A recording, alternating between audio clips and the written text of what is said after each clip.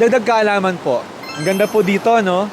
Pero hindi ba kayo nagtataka bakit nakakaramdam tayo ng magaan na pakiramdam at tila kapayapaan ng kalooban kapag nakakarinig tayo ng lagaslas ng tubig? May paliwanag po ang siyensya dyan. Ganito po yan.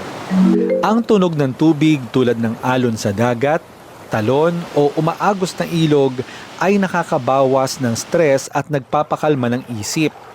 Ayon sa mga pag-aaral, ang tunog ng tubig ay tumutulong na pabagalin ang brain waves natin. Kaya mas madali tayong nare-relax at nakakatulog. Kung hirap ka sa pagtulog, makakatulong ang pakikinig sa lagaslas ng tubig para magkaroon ng mas maayos at mas mahimbing na pahinga. Ang mga natural na tunog ng tubig ay nakakabawas din ng anxiety at nagpapaganda ng mood para bang may instant nature escape ka kahit nasaan ka man. Kahit na sa isang busy na araw, makakatulong ang pakikinig sa tunog ng tubig para mabawasan ang tensyon sa katawan at isip.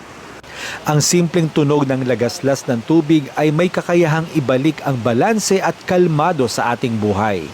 Ngayon po alam na natin na hindi lang basta tunog yan, kundi isang paraan ng kalikasan o ng nature para kumalma ang ating mga kalooban. Sana po may natutuhan kayo and follow me for more.